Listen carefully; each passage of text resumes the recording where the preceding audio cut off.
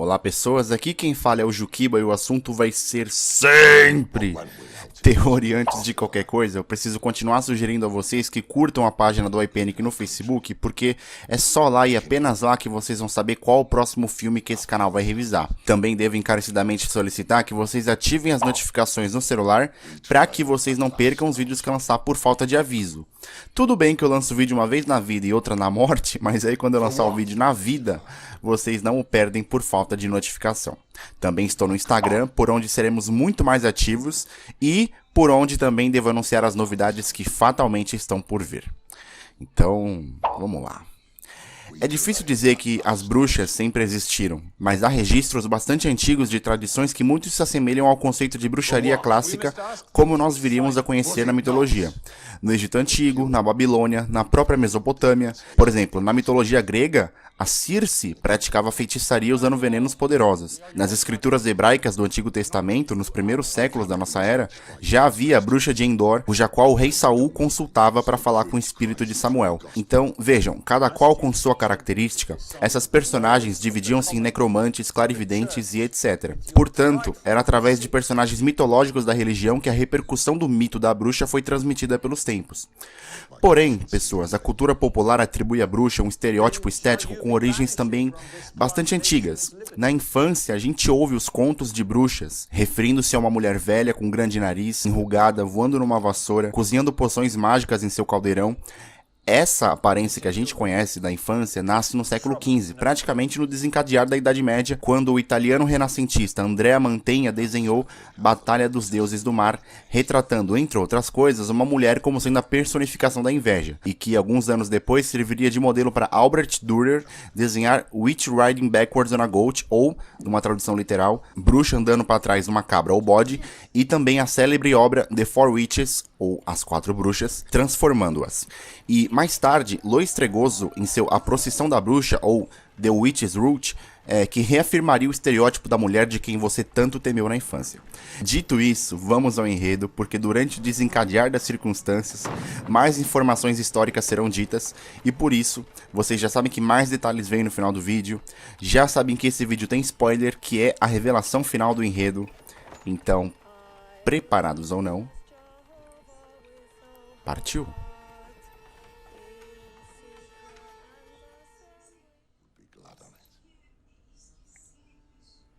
Estamos no século XVII, num vilarejo cristão da Nova Inglaterra, Estados Unidos, e há um julgamento em curso onde uma família puritana inglesa estava na mira da corte, que determinou que essa família fosse excomungada dos limites do vilarejo, acusada e julgada pelo crime da heresia.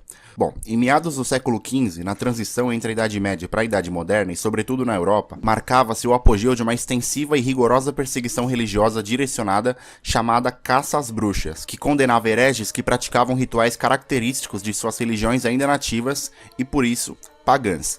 Na verdade, desde o século XIII, a Igreja Católica reprovava essas práticas, e para erradicá-las, ela criou a Santa Inquisição, que era uma instituição jurídica da Igreja que condenava e punia quem não se adaptava ao cristianismo. No século XIV, então, a Inquisição passa a perseguir bruxas, sob a crença de que estas adoravam o demônio e possuíam habilidades sobrenaturais, o que não era verdade necessariamente.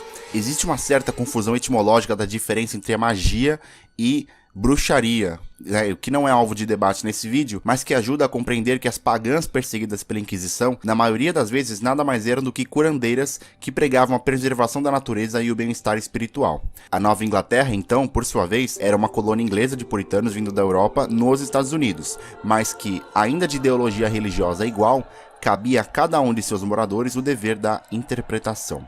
Era justamente por isso que a família estava sendo expulsa dos limites da plantação onde morava, já que a corte, que representava o alto escalão conservador do clero, julgou que sua versão do evangelho e da palavra de Deus era diferente da deles.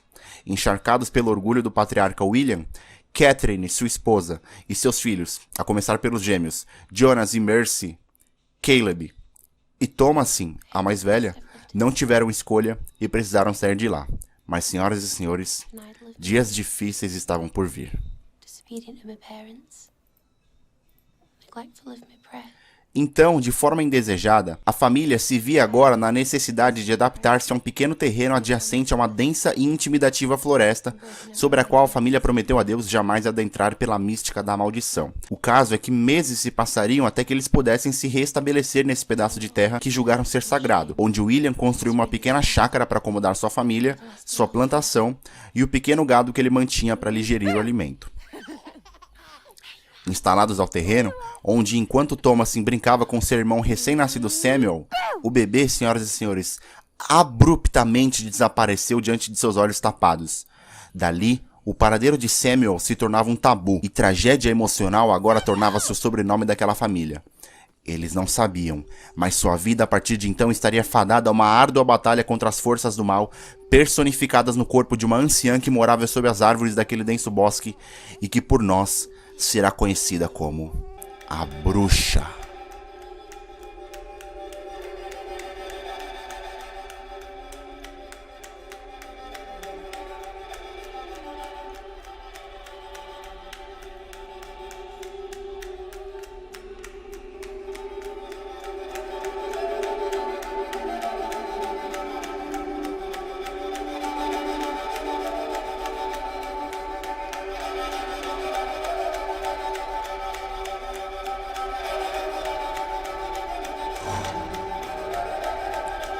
Gente, isso é sério! Observem, estarrecidos, pelo amor de Deus, que a inocência de um bebê não foi obstáculo para que a bruxa o retalhasse e se banhasse com seu sangue em seu ato ritualístico de unguência. O mal encarnado residia na floresta e sua natureza estava prestes a adentrar os limites da pequena chácara que William próprio ergueu para se manter. Pessoas, haviam bruxas na Nova Inglaterra e o motivo é muito simples. A expedição dos ingleses da Europa, que desembarcou em solo americano também por temer o surto da bruxaria em 1620, trouxe os puritanos, é verdade, mas também trouxe os pagãos fugitivos da Inquisição Europeia. E a bruxaria, como um tabu, era algo que as pessoas que a praticavam não saíam gritando aos céus. Isso tanto se faz verdade porque é justamente na Nova Inglaterra, onde no mesmo século XVII ocorreu um escândalo de perseguição e julgamento de mulheres, em maioria, acusadas de bruxaria numa cidade peculiar chamada Salem, ou Salem, no estado de Massachusetts. O que aconteceu em Salem deve ter tido outra causa, que talvez não tenha raízes na biologia, mas sim no recôndito da mente humana.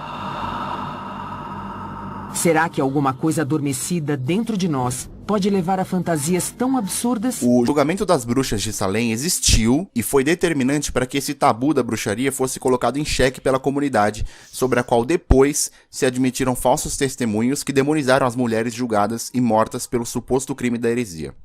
5 anos depois, em janeiro de 1697, mais de 12 pessoas confessaram depoimentos falsos. A vergonha dos julgamentos de Salem ajudou a acabar com a execução de bruxas nos Estados Unidos. A família, pessoas, ela não tinha a menor ideia do que tinha acontecido ao seu bebê. Evidentemente, Thomasin se afogou na própria culpa da responsabilidade e sua mãe se entregou à intensa depressão, conformados que o que levou o pequeno filho tinha sido um lobo. O fato é que o desaparecimento de Samuel trouxe luto profundo e instabilidade para eles que já passavam por maus bocados desde sua expulsão do vilarejo. É bom dizer que, apesar de serem bastante religiosos, ninguém ali estava isento do cometimento do pecado. É como subversão aos próprios princípios que a gente observa eventos estranhos à ideologia religiosa da família. A própria Thomasin revelar que era pecador em suas orações e também seu irmão Caleb perverter seu desejo incestuoso ao discretamente olhar os seios da própria irmã. Então vejam, por essas eventuais contrapartidas, logo logo todas as suas atitudes os fariam virar uns contra os outros, estabelecendo de vez a desconfiança em seu âmbito familiar e a paranoia nas relações interpessoais. Passariam-se dias e as chances de encontrar Samuel dentro do proibido bosque diminuíam cada vez mais, até que se esvaziaram em conformidade. Apesar de proibida, a densa e remota floresta sobre a qual a família morava ao lado, agora deveria lhe servir para caça, já que sua pequena plantação não mais estava rendendo-lhes o esperado. Só que o fato de William ser um péssimo caçador dificultaria muito a garantia do alimento, e como se não fosse suficiente, trazer-lhes-ia o medo da fome. Para auxiliar na caça, o patriarca vendeu uma valiosa taça de prata de sua mulher, sem ela saber, em troca de armadilhas para armar pela floresta. Mas o caso aqui, pessoas, é que teria Deus amaldiçoado aquela família após sua expulsão da vila, fazendo-a passar por todo tipo de provação até cair em desgraça? Bom, eu não sei. O que eu sei é que as coisas não iam bem, mas a lei de Murphy versa que nada é tão ruim que não possa piorar. Aquilo ali, pessoas, era só o começo. Felizmente, Jonas e Mercy eram jovens demais para compreender a complexidade de sua situação enquanto família, e tampouco pareciam entender o perigo que representava sair pela chácara brincando com seu bode de longos chifres, sobre o qual eles chamavam Black Phillip. Observem que, às margens do rio, cumprindo seus afazeres, Thomas e Caleb encontram a pequena Mercy a brincar de bruxa, dizendo mó fofinho assim, ó: "Eu sou a bruxa da floresta." Atitude que fez sua irmã mais velha assustá-la com a teoria de que ela própria era uma feiticeira e iria puni-la caso a desobedecesse. Esse encontro foi tenso e repleto de simbolismo, porque Thomas parecia rebelar-se em uma personalidade subversiva de seus princípios ainda questionados, de modo que se tornou vorazmente assustador em seu discurso. Era convincente a maneira como falava em nome da bruxaria à irmã, e depois ao irmão mais velho, sobretudo dando detalhes sobre o pacto inexistente que ela havia feito, selando a venda de sua alma ao demônio para dançar nua com ele no calar da noite. Isso era mentira, claro, e só serviu mesmo para afugentar a pirralha que os estava por aparvalhar. Mas pensando bem, de onde a Mercy tirou essa ideia de bruxa da floresta? A crise financeira, mas sobretudo a crise moral e familiar sobre a qual estavam entupidos ali, era providencial para que algumas drásticas atitudes fossem tomadas. A iminência da fome, catalisada pela perda ocasional e sem explicação da plantação e pecuária na chácara, aliada ao sumiço da sentimentalmente valiosa taça de prata que Catherine mantinha consigo, fizeram ela e o patriarca tomarem uma decisão extrema. A puberdade de Thomas já permitiria a seus pais vender a própria filha para algum homem noutra família, em troca de dinheiro e ou alimento. Pessoas, a Thomas ouviu essa conversa, e somente a disposição de sua família em negociá-la fez ela e Caleb agirem e caçarem às escondidas pela manhã no denso bosque à esquerda de casa, lembrando a história de João e Maria, o que lhes rendeu a captura de um animal, mas ocasionou no encontro de Caleb com um coelho estranho com o qual ele e seu pai já haviam enfrentado num dia de caça pela floresta, e pelo qual Caleb agora se aventurou em correr atrás. A aura, o olhar daquele coelho intimidava tanto que até mesmo o cavalo deles disparou de medo, e vejam que a arrancada do equino derrubou a Thomas, que se perdeu do irmão no meio do bosque, desesperando seus pais no casebre. Era mesmo desesperadora a ideia de ter mais 2 filhos desaparecidos, a exemplo do recém-nascido, presumivelmente morto, na floresta. Bom, o cachorro da família que ajudava os irmãos a caçar seguiu o coelho e apareceu morto, observem. E Caleb entendia que havia algo de errado naquilo tudo. Até que, em um novo reencontro com o animal de orelhas grandes, ele observou uma pequena cabana no interior da floresta. Senhoras e senhores, pasmem! Contra tudo que ele acreditava, ele testemunhou saindo pela porta uma atraente e sedutora mulher, pela qual o garoto se viu excitado e enfeitiçado a ele de encontro, rendendo-se à tentação que o paralisou naquele instante e que o fez ser tocado pela bruxa. A perdição a que Caleb foi submetido pela mulher, numa forma diferente, vestindo capa vermelha, em clara alusão a Chapeuzinho Vermelho, já havia precedentes na própria família. Como já dissemos, não era difícil perceber em alguns momentos que o garoto sentiu uma atração incestuosa pela própria irmã, que obviamente era reprimida pelas escrituras que eles pregavam. E então ter uma mulher formosa e bonita diante de seus olhos o fez cair em tentação. Só não o livrou do mal. Aqui vale lembrar uma coisa. Quando eu disser em clara alusão a Chapeuzinho Vermelho, ou em clara alusão a um outro conto, pelo amor de Deus, não tomem isso como uma alusão ao conto que vocês conhecem, tá? A gente sabe que todos esses contos infantis foram readaptados durante a história, principalmente pelos irmãos Grimm no século XIX, mas as versões originais dessas histórias são macabras e perturbadoras. Há versões de Chapeuzinho Vermelho que descrevem pedofilia, tá? E é exatamente por isso que a alusão aqui foi feita. A bruxa, sob forma mais jovem, seduziu Caleb e o beijou na boca, e evidentemente a relação não terminou aí, mas graças a Deus o resto não foi exibido na tela. A Thomas encontrou o caminho de casa, mas ao contrário do sumiço de Samuel, o desaparecimento de Caleb não lhes trouxe luto imediato porque, em teoria, por ser maior, ele saberia se virar por alguns dias suficientes para a família encontrá-lo vivo no bosque. Mas, graças ao bom Deus, depois de um dia chuvoso de instabilidade e discussão, o garoto apareceu na porta de casa, mas apareceu meio estranho. Notem que ele estava totalmente despido, esbranquiçado e ferido, proferindo palavras de misericórdia numa linguagem incomum e, depois de vomitar uma maçã suspeita que representava o pecado do sexo de Adão e Eva, inclusive fazendo movimentos alusivos ao prazer do orgasmo, àquela atitude sua mãe Catherine atribuiu ser obra de bruxaria, e como resposta a isso e para salvar a vida do filho, reuniu a família em sua volta para orar a Deus. Observem, por favor, pessoas, que quando começaram a rezar, Jonas e Mercy não conseguiam acompanhar a prece, reagindo de forma repulsiva à oração que ali era feita e se contorcendo tal como seu irmão em rito fazia. Antes disso, os gêmeos eram incisivos em acusar Thomasin de ter feito um pacto com o diabo, e sobre isso podemos presumir que a pequena Mercy tinha levado a sério aquela brincadeira que a irmã fez à beira do rio. Mesmo assim, a prece ao irmão foi feita, com a reação de repulsa dos gêmeos que pareciam ter nojo da oração que eles diziam ter esquecido. Foi aí que Caleb acordou do sono e citou passagens bíblicas que se confundiam a subversão para, logo em seguida, morrer. Caleb dava a Deus a vida para apunhalar pelas costas uma família desgraçada por intempéries que nem mesmo o tempo dava conta de desvanecer. Para a desolada Catherine e para o resistente William, pareciam não haver dúvidas de que a maldição a que a família estava submetida era Thomasin, e eu explico por quê.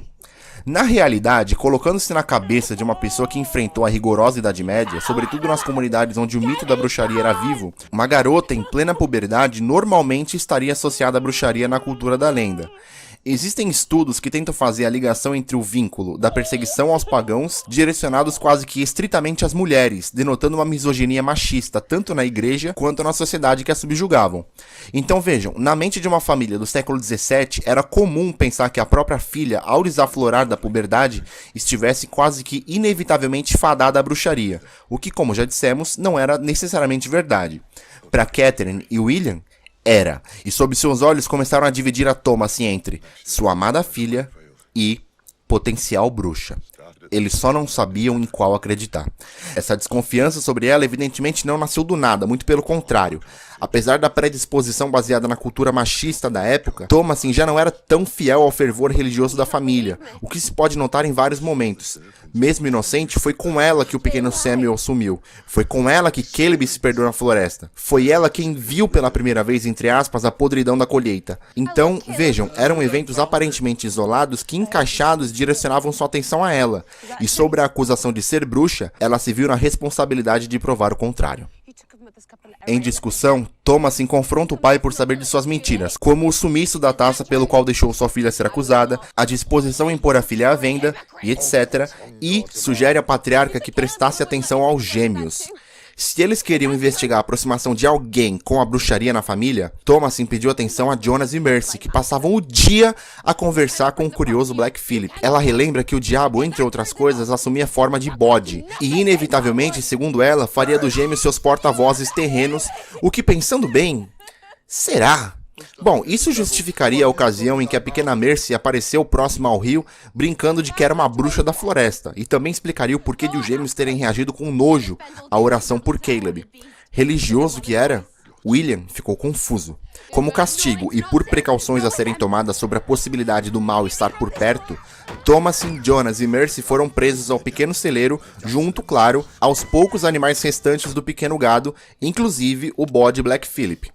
Sob a luz oscilante da lua, pelas frestas das madeiras, eles puderam observar William implorando aos céus por misericórdia, colocando-se à frente da responsabilidade em troca de que Deus tivesse piedade dos filhos.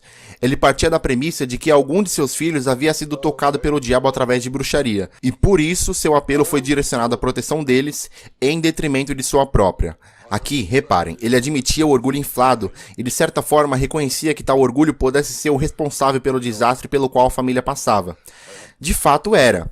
Não fosse a hipocrisia patriarcal, a família não teria sido expulsa do vilarejo e, por consequência, jamais teria passado por essas provações da obra do mal que simbolicamente iniciaram a partir do momento em que a corte conservadora decidiu não mais acolhê-los. Concomitantemente, dentro da casa, senhoras e senhores, pasmem! Catherine se distraiu por um instante e olhou para trás, onde perplexa testemunhou Caleb segurando as mãos do pequeno Samuel. Gente, a gente sabe que aquilo não era real, mas o olhar esperançoso da mãe a fazia acreditar de forma cega, quando o filho mais velho, ao confortá-la, sugeriu-lhe a leitura de um livro, que precisou ser adiada por cuidados ao bebê. Gente, vocês têm ideia do que isso significa? Então calma, de volta ao interior do celeiro, gente, isso é sério, pelo amor de Deus, de volta ao interior do celeiro, ainda trancados, Jonas, Mercy e Thomasin não acreditavam em seus olhos ao perceberem a invasão de uma mulher idosa que pousou no teto do celeiro e conseguiu entrar, e de forma repugnante começou a eviscerar um bezerro ali dentro com unhas e dentes e virou-se a aterrorizá-los em pavor e desconforto. As visões que Catherine teve de seus filhos mortos de volta à vida não eram nada além de obra do demônio a intentar aproximá-la da bruxaria, proposição que foi indiretamente feita em entrelinhas, mas que foi postergada por cuidados ao aparentemente vivo filho menor. Contrariado pela negativa da mãe, o diabo se manifestou como um corvo ao bicar seus seios, fazendo acreditar que amamentava o pequeno Samuel, violando seu corpo de modo que ela, cega pelo amor maternal, sequer sentiu a dor que aquilo provocava. Isso significa, senhoras e senhores, que o demônio, porém, já houvera se manifestado anteriormente, se pararmos para ver. Na pele de um simples coelho, a desorientá-los em meia floresta, ao inviabilizar a caça, promovendo-lhes o medo da fome, e a levar um dos irmãos ao encontro profano com a bruxa no denso bosque, sob a qual foi seduzido ao corrompível pecado do sexo. Um corvo aqui, um coelho ali, um bode? Na manhã seguinte, senhoras e senhores, pasmem de novo! O pouco gado que restava de William apareceu morto no celeiro, agora todo arrebentado, o que acreditamos ter sido obra da bruxa que invadiu o estábulo noite passada, cuja qual nós vimos dissecando o bezerro. Incrédulo com o que via, William mal teve tempo de assimilar o acontecido até que foi surpreendido por chifradas fatais do bode Black Phillip, de quem Jonas e Mercy sempre demonstraram afinidade. Gente, isso é sério! O pior é que a partir daqui, em momento algum, os gêmeos voltam a aparecer. Eles deveriam estar no celeiro, junto a Thomasin, mas além dela haviam apenas 2 bezerros caídos, sob um telhado destruído por onde presume-se ter sido entrada e saída da bruxa, possivelmente com os gêmeos à sua posse. Possivelmente porque a trama não desmistifica o paradeiro deles, pelo contrário, apenas acrescenta ambiguidade e interpretação a essa questão. Quando Catherine viu seu marido morto e assumiu a premissa de que os gêmeos também estavam mortos, ela desesperou-se em fúria e acusou sua filha Thomasin de tê-los amaldiçoado por ser bruxa, o que Thomasin não era. Bom, não ainda. Nesse embate, o confronto com sua mãe ficou tão físico que se tornou mortal para Catherine, que antes mesmo de morrer carnalmente, já havia morrido de desgosto da família destruída pela obra do mal. Esse, senhoras e senhores, era o triste fim de uma família puritana que buscou asilo na Nova Inglaterra, temendo a Inquisição Europeia, mas se eles soubessem o que estaria por vir em sua nova vida na América, jamais teriam deixado a Europa.